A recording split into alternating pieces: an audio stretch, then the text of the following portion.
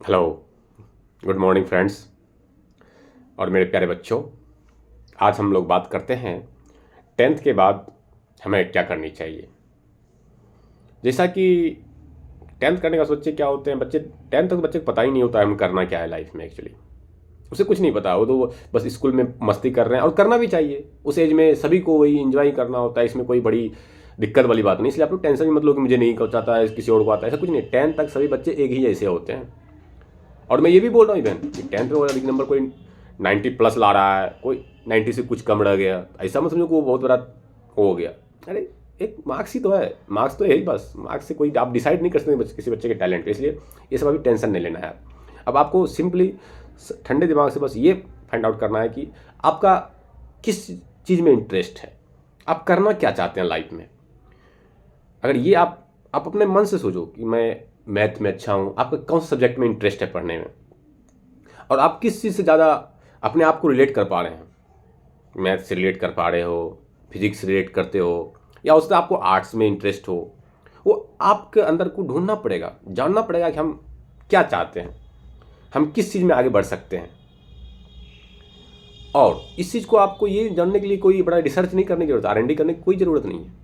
अब आपको बस ये जानना होगा कि हम अगर कोई कहीं बैठ रहे हैं, किसी से बात कर रहे हैं, तो हम अपने आप को किस मुद्दे, जैसे कोई बात हो रही, जैसे कहीं आपके भाई, छोटे भाई होंगे या बड़े भाई होंगे, तो आप लोग जब बात करते होंगे आपस में, तो कोई डिस्कस कर रहा होगा, मान लो फिजिक्स के बारे में 2 क्वेश्चन बातें हो रही है, कुछ डिस्कस हो रही होगी, तो आप अपना कंट्रीब्यूट कितना दे पाते हैं उस डिबेट में या उस गप में। को अगर छोटे भाई को आप समझा पा रहे हैं, नहीं समझा पा रहे हैं, अगर छोटे भाई बोल दिया भैया या दीदी आप मुझे ये मैथ का इक्वेशन सॉल्व कर दो, आप उस चीज़ को कर पा रहे हैं, नहीं कर पा रहे हैं, अपने आप को रिलेट करो। और ये भी नहीं कि आप बोल के करो, आप अपने आप में माइंड में चलाओ कि यार हमसे ये चीज़ सॉल्व नहीं हो पा रहा है, मतलब मेरे में कहीं ना कहीं कमी है इस चीज़ को लेके। और आप ये भी देखो साथ सिमिलर कि हम किस सब्जेक्ट में बच्चे को अच्छे से अच्छे गाइड कर पा रहे हैं या समझा पा रहे हैं, यार अपने आप को कितना नॉलेज है। तो उस अकॉर्डिंग आप अगर अभी ये चीज़ कर लोगे ना, तो आपको दिक्कत नहीं होगी। नहीं तो ऐसे क्या होता है, पेरेंट्स आपको बोलेंगे बेटा साइंस से कर लो, साइंस का मार्केट में अच्छा है। ऐसा मार्केट एक ट्रेडिशनल बन चुका है, ऐसा कुछ नहीं है। सभी सब्जेक्ट का उतना ही फ्यूचर है जितना साइंस का है। इसलिए आपको, क्योंकि पेरेंट्स क्या, पेरेंट्स देखो ओवरऑल क्या चाहते हैं, पेरेंट्स ये नहीं चाहते हैं कि मेरा बच्चा साइंस से पढ़े। पेरेंट्स ओवरऑल यही चाहते हैं कि मेरा बच्चा लाइफ में सफल हो जाए। उसे कोई मतलब नहीं है कि आप आर्ट्स पढ़ रहे हो या साइंस पढ़ रहे हो या फिजिक्स पढ़ रहे हो, लेकिन वो समाज में चीज़ देख चुके हैं कि भाई साइंस वाले बच्चे कहीं अच्छा कर जाते हैं, या तो इसलिए लगता है कि वो किसी और का बच्चा साइंस लेके आगे कर गया तो आप सोचता है मेरा भी बच्चा आगे कर जाए। उनको इसके अलावा और उसको कोई मतलब नहीं होता है कि वो मेरा बच्चा क्या पढ़ रहा है, वो इसलिए बोलते हैं। और आप इस चीज़ को समझें, ये नहीं समझें कि आप अगर पेरेंट्स साइंस से बोल रहे हैं तो साइंस में हम ज़्यादा सफल हो सकते हैं, ऐसा कुछ नहीं है। आप अपने आप को रिलेट कर पाए करें पहले, सबसे पहले कि हम क्या करना चाहते हैं और हम क्या चीज़ में कर सकते हैं आगे। अब रही बात, हम इन जनरल बात करेंगे, ये तो आपके अंदर के इंटरेस्ट की बात हो गई, आप किस चीज़ में इंटरेस्ट होगा, और यही मेन इंपॉर्टेंट है। लेकिन फिर भी हम आपको इन जनरल बता सकते हैं कि आप क्या क्या पढ़ाई कर सकते हैं आगे।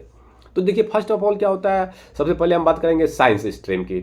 साइंस में आपको 2 स्ट्रीम होती है पढ़ने के लिए, जैसे कि मैथ लेके बच्चे पढ़ते हैं या तो बायो लेके पढ़ सकते हैं।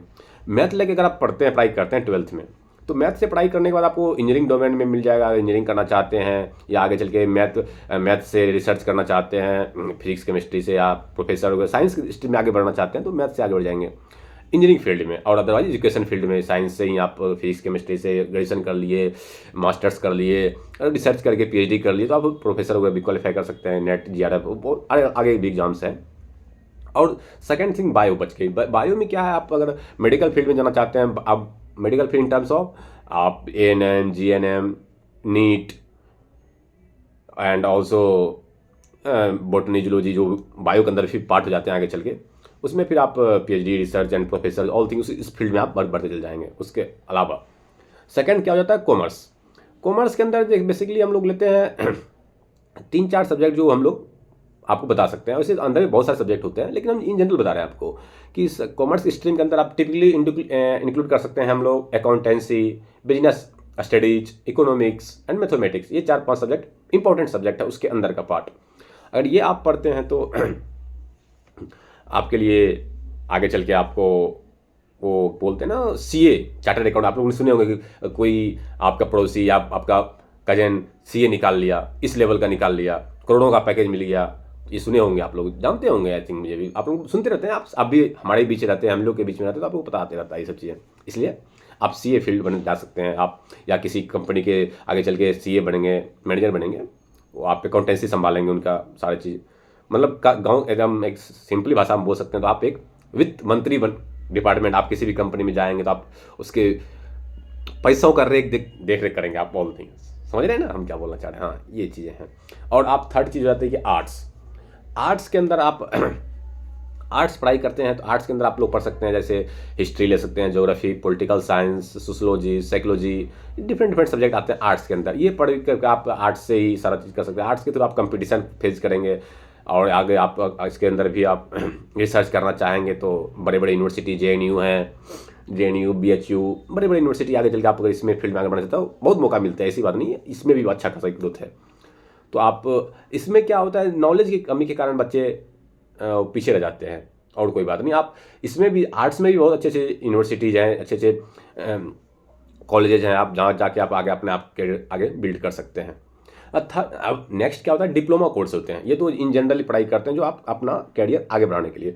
अब आप क्या कहते हैं, नहीं मुझे टेक्निकल कोर्स में जाना है, मुझे टेक्निकल नॉलेज लेनी है, आपको प्रोफेशनल कोर्स, वो ट्रेडिशनल कोर्स था, अब हम प्रोफेशनल कोर्स की बात करते हैं।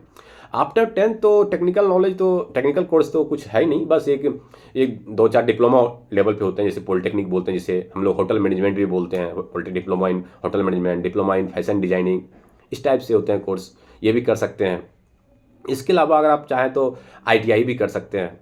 ITI भी में भी अगर आपको, जिन्हों को लगता है नहीं मेरी इकोनॉमिकली बेस स्ट्रॉन्ग नहीं है हमारा, कि मेरे पेरेंट्स मुझे आगे नहीं पढ़ा पाएंगे कुछ लंबे समय तक, तो आप शॉर्ट टाइम में ITI करके आप अपना कहीं ना कहीं किसी छोटे कंपनी में आप C ग्रेड के टेक्निकल जॉब आपको मिल जाते हैं वोकेशनल कोर्स के थ्रू। ITI इसको बोलते हैं हम लोग, इंडस्ट्रियल ट्रेनिंग। इसके अंदर बहुत सारे ब्रांच होते हैं, फिटर, इलेक्ट्रीशियन और भी होते हैं, ये सब ब्रांच होते हैं।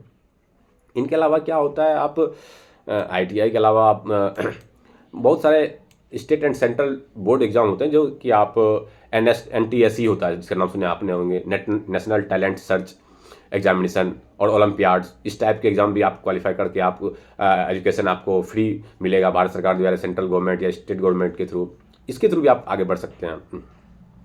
आपको ये तो एक स्टेप्स हैं, लेकिन इसके अंदर जो सेंट्रल बोर्ड NTSE और ओलंपियाड, इसके अंदर फिर वही आपको सब्जेक्ट पढ़ने होंगे, सारे सब्जेक्ट, ये मैं ऑप्शन बता रहा हूँ आपको। इसके अलावा क्या है, आपको एक होता है इंटरनेशनल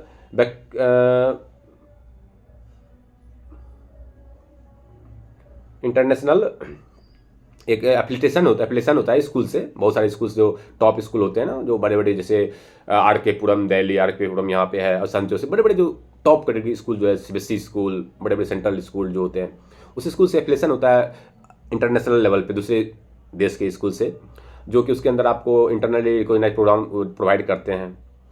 तो उसके थ्रू भी आप, इसको बोलते हैं IB करिकुलम बोलते हैं इसको शॉर्ट फॉर्म में। अब फुल फॉर्म अभी exact I can't remember right now, so short form I know, IB curriculum activity, that's it। and third and also last, skill development programs। इसके अंदर क्या होता है, अपना स्किल्स अपना बढ़ाने के लिए बढ़िया से स्किल डेवलपमेंट प्रोग्राम होता है, like communication skills, practical skills and all things like programming language. बच्चे का इंटरेस्ट होता है बहुत सारे, जिसको हैकर्स बनना है, या जो स्पेशल होते हैं मिक्की माउस, वो जो स्पेशल अलग अलग माइंड के बंदे होते हैं, तो वो अपना अभी से ही प्रोग्रामिंग साइड भी रुझान कर देते हैं। तो इस टाइप के बच्चे भी हैं, तो ये भी कर सकते हैं आप। लेकिन मैं बार बार बोलूँगा एक बात, कि ये सब चीज़ तो मैंने आपको एक ऑप्शंस बताए, लेकिन अपने आप को रिलेट कर पाएँ जिस सब्जेक्ट से, उस सब्जेक्ट में आप प्लीज़ आगे बढ़ें। ये हमारी फिर से एक बार रिक्वेस्ट होगी बच्चों से, कि आप लोग उसी स्ट्रीम के साथ आगे बढ़ें जिसमें आप अपने आप को रिलेट कर पाएँ कि नहीं, हम यहाँ पे कुछ कर सकते हैं, बिल्कुल।